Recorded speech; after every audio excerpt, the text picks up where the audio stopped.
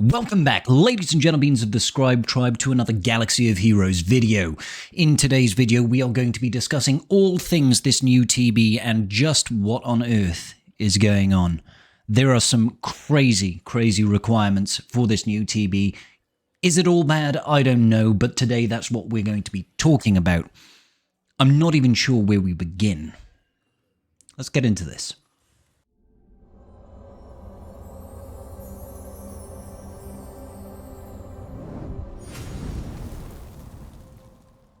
So what I want to go over today, ladies and gentlemen, is really three key things.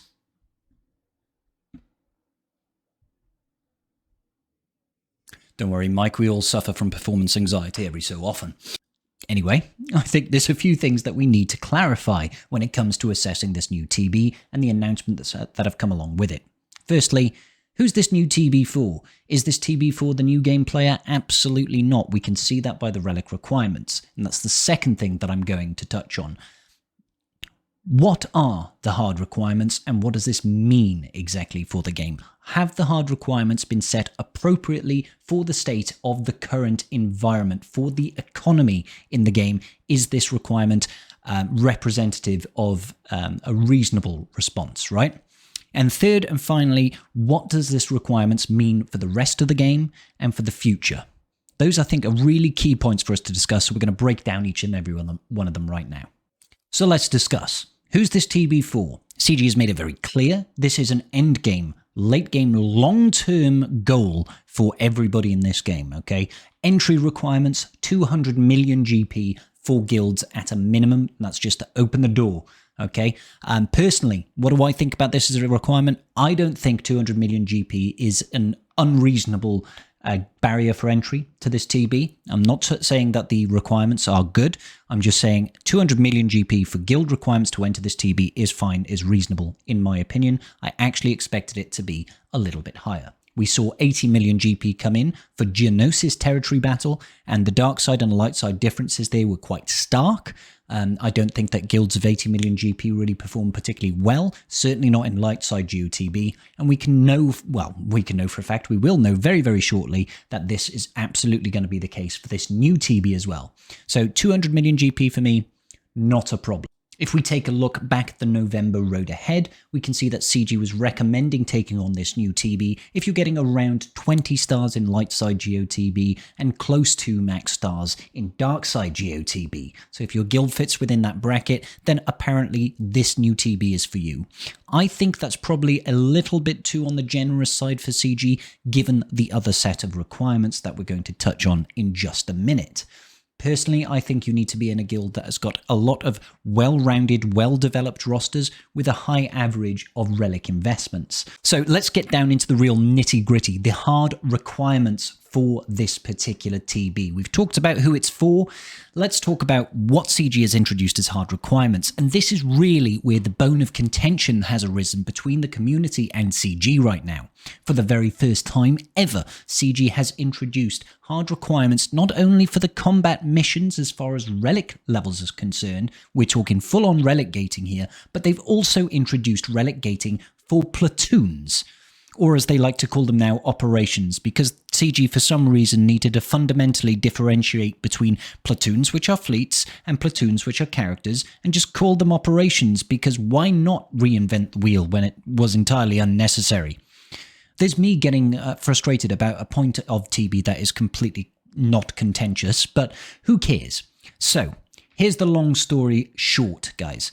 If you want to participate in this new TB, from phase 1, you need to have at least Relic 5 across the board as a requirement. And that includes for platooning some of these incredibly valuable, powerful characters and ships that you're going to be losing. They also need to be at a minimum of Relic 5. Now, the pilots, as far as I can understand, don't have to have Relic requirements unless they're, also being required for character platoons, but it looks like the ship platoons simply have to be 7 stars, so yay, don't worry too much about having to platoon your brand new Profundity at 7 star, or your brand new Executor, or your Malevolence, or your Negotiator. Don't worry guys, you've still got the Endurance and the Home 1 and trusty Admiral Radus. No, not Admiral Radus. And trusty Radus capital ship from Holdo. These new platoons are insane, guys, and they're doubling down with this investment by saying we need relic requirements on them as well. So I'm not against relic gating in principle. However, I do feel that if you are going to relegate things, then you really should make it a reasonable investment. Relic 5 across the board is realistically attainable for a lot of people, but at the top end, when you're looking at Relic 9 investments, there's not enough gear, there's not enough relic salvage support available in the game to have people gear up these teams in any reasonable amount of time. It takes weeks just to get one character up to sort of Relic 7. You know, we're talking probably about a 2-week period for a lot of people. Taking up to Relic 8 and Relic 9 is a whole other step. That takes a long time, and that's just for one character. When you start throwing in the fact that we need to gear up and relic up full teams just to participate without even considering the fact that you're also going to have to gear up the and relic teams that have cohesion, teams that work, teams that will take advantage of the hero benefits, whilst also needing to have the same sort of relic investments across the entire guild just to satisfy the platoon requirements. Because if you do not hit the platoon requirements, or operation requirements as they're now going to be called, you're going to have an incredibly difficult time trying to actually beat any of the missions. And that's the problem. So a lot of guilds are going to find themselves in a position where they can't fill out the platoons, they don't have enough depth in their rosters to fill out and actually participate in the combat missions. So this new TB is turning out to be a deployment mission. You go in there, you hit your deploy, job's done. Congratulations, guys. You got 2 stars across this new TB. Enjoy your 50 get 3 currency as your reward.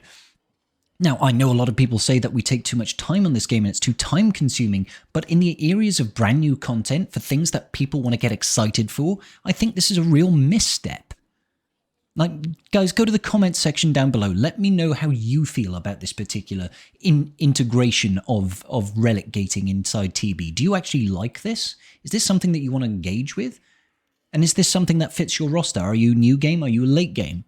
It's very difficult to judge this accurately because a lot of the new game players are like, oh, don't worry about it. You'll get there eventually, without actually realizing how much time investment it takes to build out a team of Relic 9 characters. Even the biggest GP account in the entire game, I think he's got like 12.5 million GP at this point, has somewhere in the region of 38 Relic 9s. 38 Relic 9s isn't even 5 teams to play across phases 5 and 6, and that's without considering you'd need to platoon a significant number of those characters just in order to participate. Otherwise, you're just going to get ruffle stomped no matter what your Relic investment is. Like, if even the biggest whale only has that many, what hope have the rest of us got?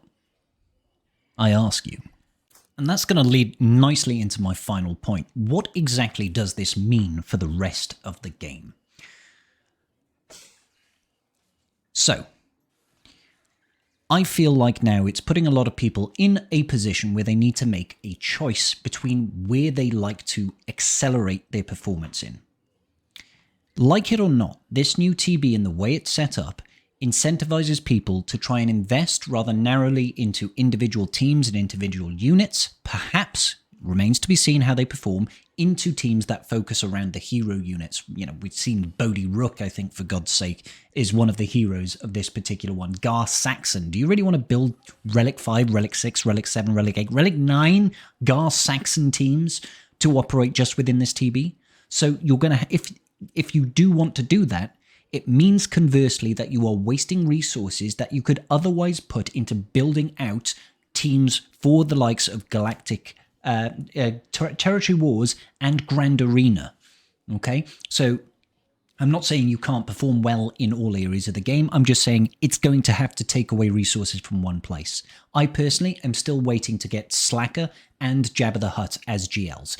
I need to make a choice now. Do I focus on the characters required for this TB in order to help my guild, or do I have to make choices for my own selfish needs to help my guild in Territory War and to help myself in Grand Arena Championships by building out what is considered to be a more meta roster for a PvP environment? You cannot necessarily do both unless you are right in the late game. The whales and the large GP characters that have literally got every character, this is a much easier choice for them because they're most likely going to have several teams already at Relic 7, potentially several teams at Relic 8, so it just comes down to a matter of prioritization. But those smaller accounts, particularly newer accounts or mid-game accounts that have to choose between do I actually push for getting C, or do I take the rest of my Gas 501st team up to Relic 8, up to Relic 9? Yes, it will help them perform in TB, but unfortunately that means you now have wasted a metric ton of gear that would help you along the path towards getting your next GL, or to getting Starkiller, or to getting Dr. Aphra, or you get the picture, right? So I feel like it's going to force people to make choices. Far be it from me to tell people where those choices are best to be made. It really is an individual choice. It's down to you. Do you want to perform well in TB? Do you like that PvE environment? Crack on, go full send. However, it does mean that the rest of your roster is not going to be as broad.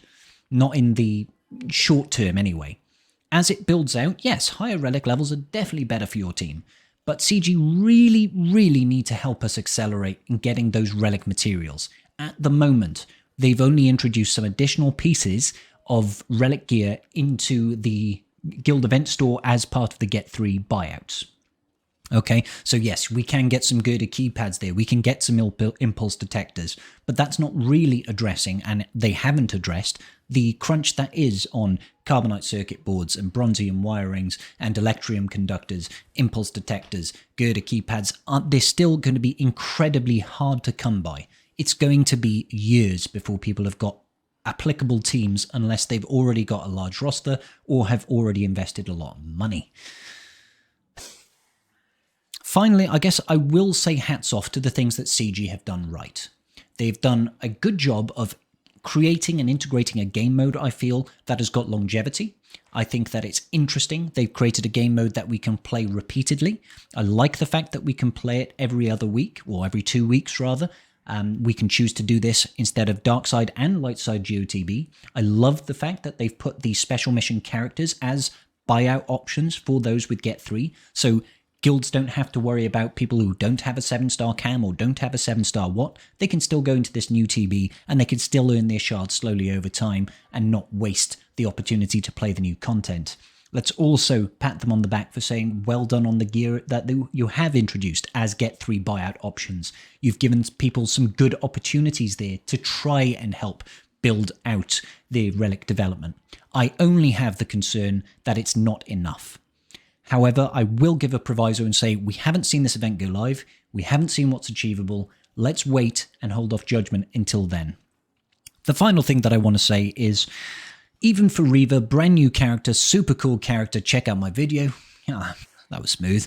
Brand new character, really cool, does look like she's actually going to make the Inquisitorius team fantastic and a real threat in GAC. Having her mission be gated at RS7 is a little bit rubbish. Not a fan of that. And then also introducing a combat mission for her that requires her R8 immediately afterwards is again a whole other kettle of fish, because that means you need to relic your entire Inquisitorius up to R8 at the minimum.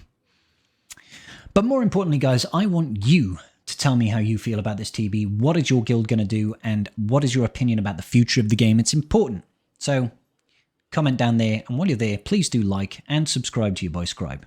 Okay, so how about, if you haven't already, just go ahead and check out this video where I break down the Reaver kit and why she is going to be super, super important. I'll catch you all in the next video. Peace.